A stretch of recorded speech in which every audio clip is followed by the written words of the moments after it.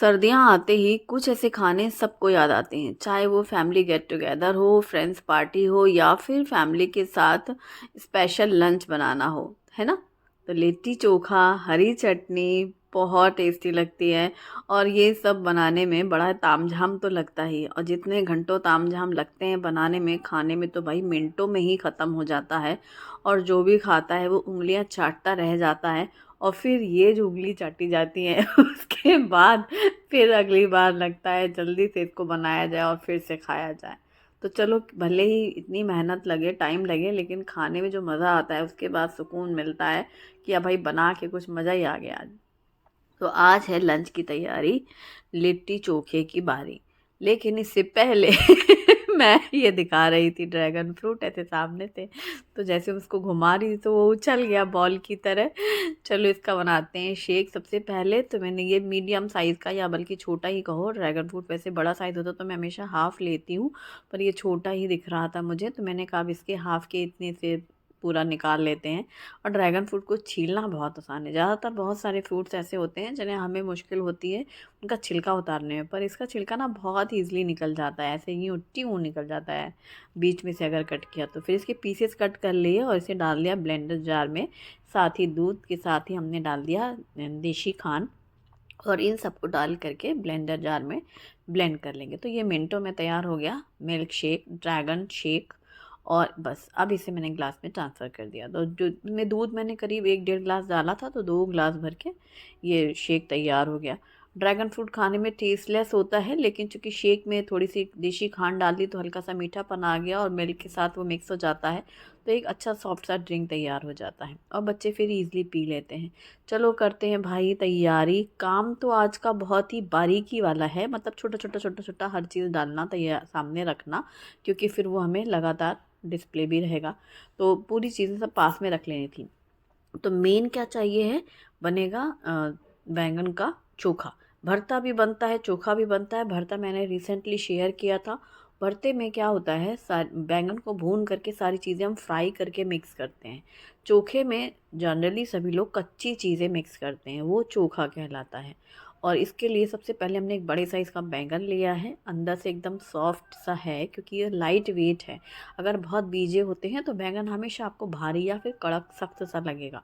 तो यहाँ उसी दिन 2 बैंगन आए थे, एक मैंने भूना था भरते के लिए, आज मैंने चोखा बना रही हूँ। तो हल्का सा ऑयल अप्लाई करने के बाद नाइफ़ से ऐसे बीच-बीच में कट के निशान लगा दिए। हर कट के अंदर 2-2 लहसुन की कलियां अंदर डाल दे रही हूँ मैं।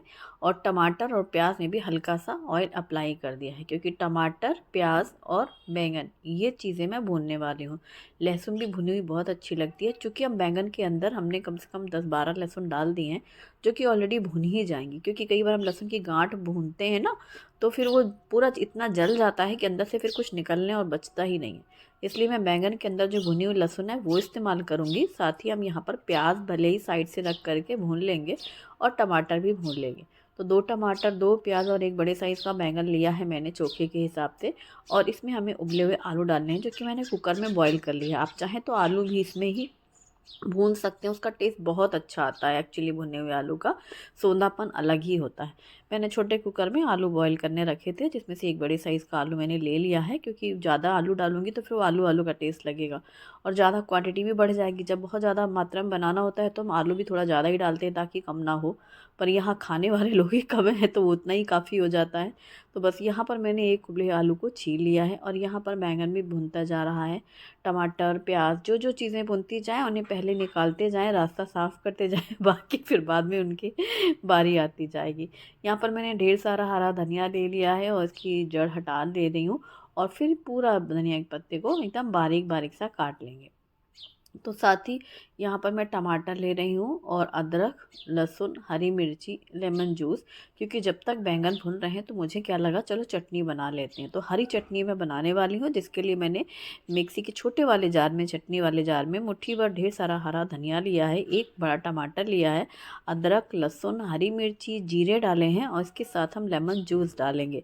साथ ही नमक स्वाद के अनुसार डालेंगे और थोड़ी सी हींग ज़रूर डालना, जिससे बहुत अच्छा टेस्ट आता है चटनी का। थोड़ा सा पानी भी डाल दिया और इन सबको हम मिक्सी में पीस लेंगे। चटनी सिलबट्टे की बहुत अच्छी लगती है क्योंकि वो दरदरी सी होती है, एकदम फाइन पेस्ट नहीं बनती। तो आप मिक्सी में भी यही काम कर सकते हैं। मैंने सिर्फ 2 बार ऐसे घुमाया और बस फिर निकाल दिया। उसको बहुत देर तक नहीं पीसा, बस पानी डला हुआ था तो तुरंत वो घूम गई और इस तरीके से दरदरी सी चटनी तैयार हो गई। ये बिल्कुल सिलबट्टे के चटनी वाला टेस्ट दे रही थी, आप टेक्सचर ही देख सकते हो।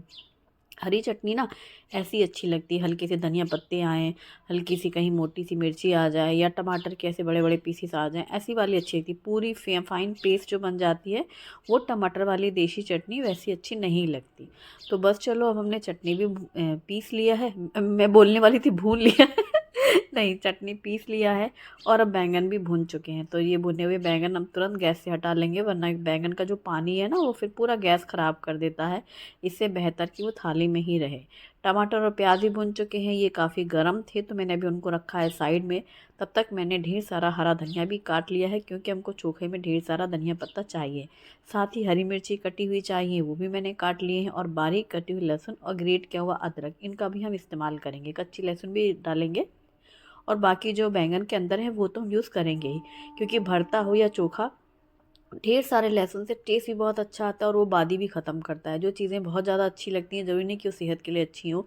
तो जैसे बैंगन का भरता सबको इतना पसंद होता है पर वो कोई हेल्दी नहीं होता, बल्कि वो नुकसान देता है, इसीलिए उसकी वजह से उसमें बहुत सारी चीज़ें ऐसी डाली जाती हैं जो हमें उतना नुकसान ना दें। तो यहाँ पर टमाटर का छिलका मैंने रिमूव किया है, प्याज के भी छिलके रिमूव कर लिए हैं, बाहर वाले जो स्किन है, और बैंगन को भी हमें पूरा छील लेना है। इसके बाद इन सबको बारी बारी से मैश कर लेना है। प्याज को हम नाइफ से एकदम बारीक काट लेंगे, टमाटर तो बिल्कुल मैश हो जाएगा और बैंगन भी मैश हो जाएगा। तो यहाँ पर भूनने के बाद ये छिलका उतारने वाला काम भी एक काफ़ी रहता है। ये तो कहो एक बैंगन है, अगर ग्रुप में पार्टी हो, ढेर सारे लोग होते हैं तो सबको मिलके काम करना पड़ता है। आपने देखा होगा कहीं बाहर आउटडोर जब पार्टी करते हैं, किटी वगैरह या फिर किसी भी तरीके की पिकनिक टाइप्स, तो सब लोग लगते हैं क्योंकि इसमें बारीकी काम ज़्यादा रहते हैं, मेहनत वाले नहीं रहते, टाइम टेकिंग वाले रहते हैं। अब जैसे पूरा बैंगन साफ़ करना अच्छे से, फिर जो टमाटर है उनको पूरा मैश कर लेना, और टमाटर में बहुत जूस था, बैंगन में भी खूब है, उसको साइड में रख देंगे। और ये जो भुनी हुई प्याज है ये बहुत टेस्टी लगती है खाने में, बहुत से लोग खाने के साथ में भुनी हुई और ये भुनी प्याज ना कटती नहीं है बारीक। अगर ढेर सारी क्वांटिटी में हो तो आप इसे चॉपर में डाल करके फाइन चॉप कर सकते हैं। मैंने से तो नाइफ से पकड़ के बारीक बारीक काटा है। और जो एक आलू लिया था ना उसको पूरा मैश कर लिया है, बॉयल आलू को।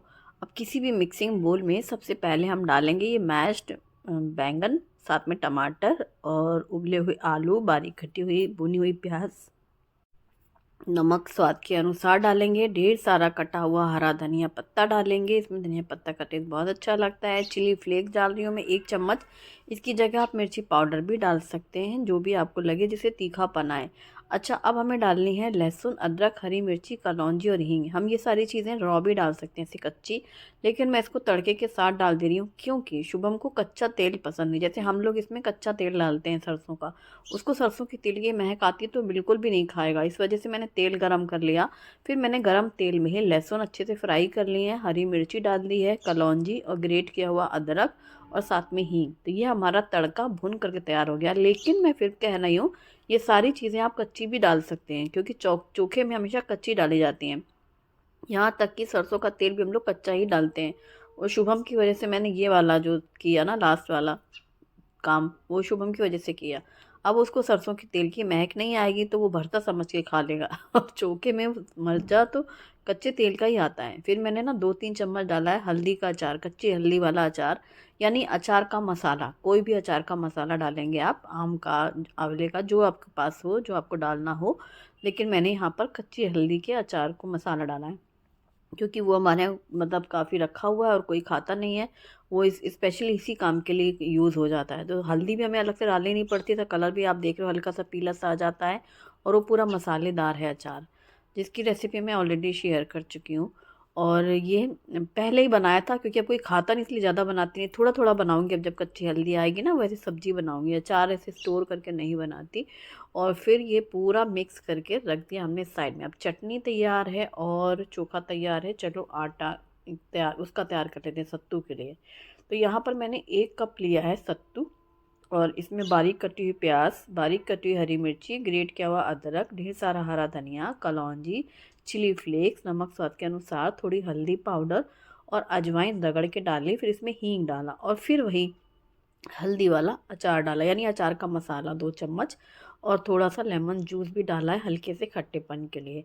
और इसमें हम डालेंगे 2 चम्मच तेल, इसमें मैंने कच्चा तेल डाला है सरसों का, और थोड़ी सी इसमें डाली है जीरा पाउडर। इसमें क्या होगा, ये सीख जाएगा और इसमें घी इतना डलेगा कि उसको वो 2 चम्मच तेल पता भी नहीं चलेगा, इसलिए तो ये पूरा मिक्स कर दिया हमने इसमें। अब ये पूरा अच्छे से मिक्स करने के बाद ये जो मिक्सचर है ना, आप सेम ऐसी इसी मिक्सचर से फिलिंग करके सत्तू के पराठे भी बना सकते हो ना, लेकिन अब चूंकि हम लिट्टी बनाने वाले हैं।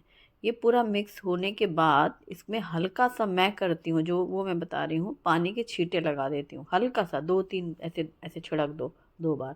तो फिर ये तुरंत गीला होने शुरू हो जाता है, गीला मतलब कि पूरा पतला नहीं, लेकिन बाइंड होने लग जाएगा। तो इस तरीके से पूरा मसल मसल के जब वो मुट्ठी बनने लग जाए, फिर पानी नहीं डालना है, मतलब मुट्ठी बनने लग जाए, तो या तो फिर आप घी तेल ज़्यादा सा डाल लो जिससे बंधने लग जाए, ये भी तरीका होता है। पर मैंने सिर्फ 2 ही चम्मच तेल डाला था ताकि उसको तेल का टेस्ट ना आए, और घी इसमें लगाऊंगी तो वो पूरा ऐसे जम सा जाएगा, आटे में घी डाला हुआ है हमने। तो फिर मैंने इसको इस तरीके से लड्डू बना दिए इसके। तो इसके लड्डू बनाने के बाद आप इन्हीं एक एक लड्डू को उठा के पराठे में स्टफ़ कर सकते हैं, तो आप स्टफ़ पराठे बना सकते हैं। मैं बनाने वाली हूँ लिट्टी, तो मैंने ये कर लिया। ये बहुत अच्छी टिप लगती है मुझे, क्योंकि इससे क्या होता है, पूरा एक बार में उठाओ लड्डू और अंदर पैक कर दो, वरना वो चम्मच से किसी में कम किसी में ज़्यादा, या फिर बिखरता बहुत है, ड्राई रहता है ना, इसलिए। तो अब ये सब करके मैंने काउंटर टॉप क्लीन कर लिया फाइनली, क्योंकि जितने ये सब सफाई होती है, थोड़ी थोड़ी चीज़ें काटना डालना। अब हमने लिया है गेहूं का आटा 2 कप, इसमें डाला है नमक स्वाद के अनुसार, 1 छोटी चम्मच अजवाइन रगड़ के डाली है, और 2-3 चम्मच डालेंगे घी। घी का मोयन बहुत अच्छा टेस्ट आता है। आप चाहे तो ऑयल डाल सकते हैं, पर घी का ही इसमें बहुत अच्छा स्वाद आएगा। फिर पानी डालते हुए मीडियम सख्त डो तैयार करेंगे, अच्छे से मिक्स करते हुए मसल मसल कर। और इसीलिए घी का मोयन जब लगाएं तो पहले अच्छे से पूरा आटे के साथ में मिक्स कर लें। पानी थोड़ा थोड़ा करते हुए डालें, एकदम से गीला ना हो, क्योंकि इसका आटा गीला नहीं चाहिए। पूरी जैसा कड़क भी नहीं हो, पराठे जैसा मीडियम भी रहा तो भी अच्छा है, मतलब गीला नहीं चाहिए लेकिन। तो ये आटा गूंथ करके 5-10 मिनट के लिए रेस्ट के लिए रख दें। उसके बाद जब आपको बनाना है ना, उस टाइम पर आप इसकी मतलब इक्वल पोर्शन में बॉल्स तैयार कर लें। तो मैं वही देख रही थी कि जितने सत्तू के वो लड्डू रखे उतनी बॉल्स बन जाएं। तो ये 2 कप मैंने लिया था गेहूं का आटा, और बस ये पूरी उतनी बॉल्स मैंने बनाने की कोशिश करी। अभी तो थोड़ा थोड़ा जैसे कहीं लास्ट में बच करके भी एक आध लोई बन जाती हैं। तो अब एक एक बॉल को ले करके इस तरीके से घुमाएंगे, पूरी जैसा बना लेंगे गहरा गड्ढा करके, और अंदर एक एक लड्डू डाल करके पूरी उसकी पैकिंग कर देंगे। पैकिंग बिल्कुल हल्के हाथों करें, इसे दबाना नहीं है, ताकि लड्डू फूट जाएगा, पूरा का पूरा लड्डू अंदर घुसता रहे और बाहर से ये पूरे आटे की पैकिंग हो जाए। ये बहुत अच्छी टिप रहती है। एक तो काम जल्दी हो जाता है, इस तरह में एक एक उठाओ करो, और अकेले में जैसे करना है, कोई 2 लोग नहीं है कि ये कर रहे हैं दूसरा कोई कुछ कर रहा है, तो इस तरह से बढ़िया रहता है। और जितने बॉल्स बन गए, बाकी अब सत्तू के लड्डू रख सकते हो पराठे बना सकते हो। और नाइफ से ना, या फिर स्पून से भी बन जाता है, ऐसे प्लस का साइन कर दो ताकि वो थोड़ी सी हल्की सी गैपिंग होगी ना, अंदर तक सिकेगा। काटना नहीं है, वरना सत्तू के लड्डू बाहर आ जाएंगे या उसका मसाला जलने लगेगा। तो बस ऐसी शेप देनी है जो कि देखने में भी अच्छी लगती है, जैसे ठेकुआ में नहीं बनता, डिज़ाइन बनती है वो, कुछ अंदर से कटिंग थोड़ा रहती है। इस तरीके से आप कर सकते हैं। और मैं इनको बना रही हूँ आप्पे पैन में।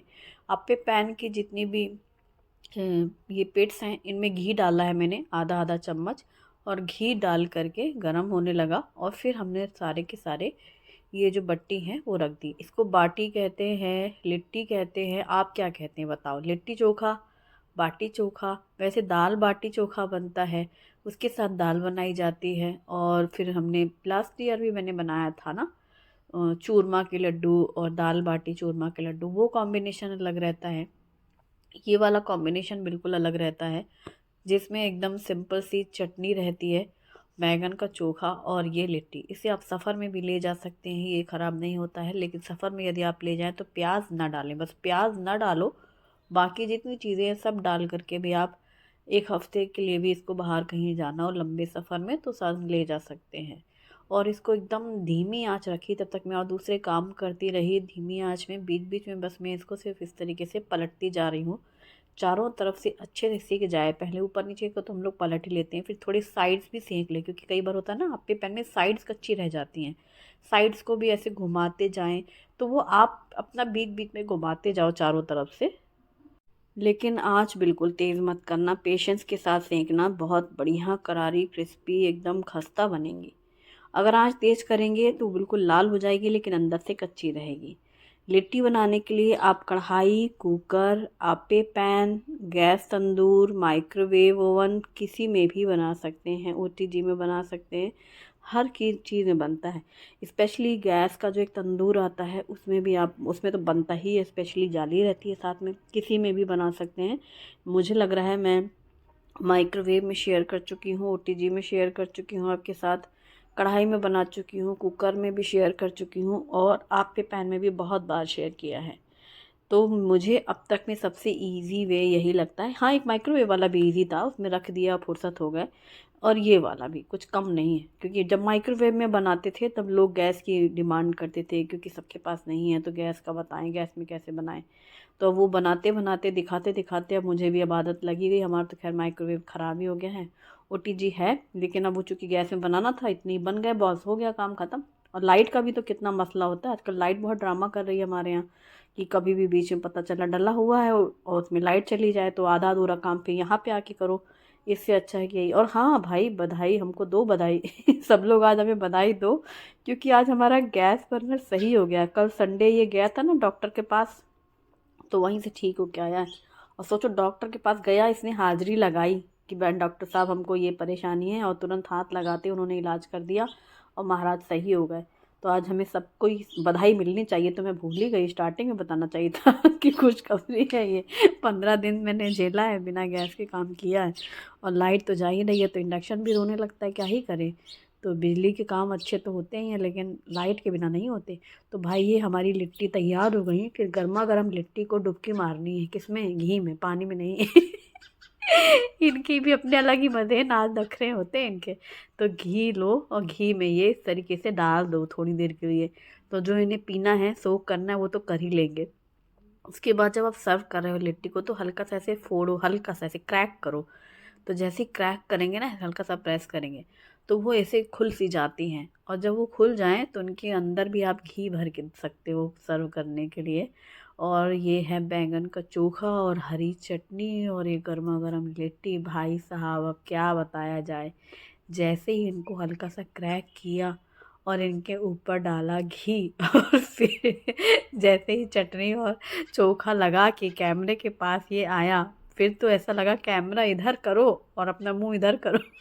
मतलब एक बाइट खा के ही मज़ा आ गया, बहुत अच्छा लगा, बहुत ज़्यादा। जब बैंगन आए थे ना, तभी मैं बनाने वाली थी, जिस दिन मैंने बाजरे की रोटी और वो बनाया था बैंगन का भरता, शेयर किया था ना। लेकिन वो बिना गैस के तो ये काम नहीं होता ना। इस वजह से रुकी हुई थी मैं, क्योंकि गैस में ही भुनेगा बैंगन, इंडक्शन में कितनी भी कोशिश करो बैंगन थोड़ा भुनने वाला था। तो गैस में भूना, और फिर आज जो चोखा बना है और लिट्टी खाई गई है बढ़िया धूप में बैठ के इत्मीनान से, मज़ा आ गया। ट्राई ज़रूर करना, ठीक है, सब लोग ट्राई करना। ये है दिसानो फ्यूजली पास्ता, जो कि दुरुम व्हीट से बना हुआ है। इसमें कुछ वेजिटेबल्स डाल दी, और Agaro honeycomb tri-ply stainless steel कढ़ाई में पानी नमक ऑयल के साथ पास्ता के साथ कुछ वेजिटेबल्स बॉईल करने के बाद साइड में निकाल लिया। फिर गरम तेल में बारीक कटा हुआ प्याज, अदरक लहसुन हरी मिर्ची डालकर, कटे हुए टमाटर, शिमला मिर्च, स्प्रिंग अनियन डालकर, मैगी मसाला का पाउडर डाल करके, pizza pasta sauce, tomato ketchup, नमक स्वाद के अनुसार भी डाल दिया, और मिक्स करके भूनने के बाद इसमें डाला बॉईल किया हुआ पास्ता, ब्लैक पेपर पाउडर, और मिक्स करके गर्मा गर्म पास्ता सर्व करें, इंजॉय करें। वीडियो पसंद आए तो लाइक ज़रूर करें, अपनी फैमिली और फ्रेंड्स के साथ भी शेयर करें। Thanks for watching, bye bye.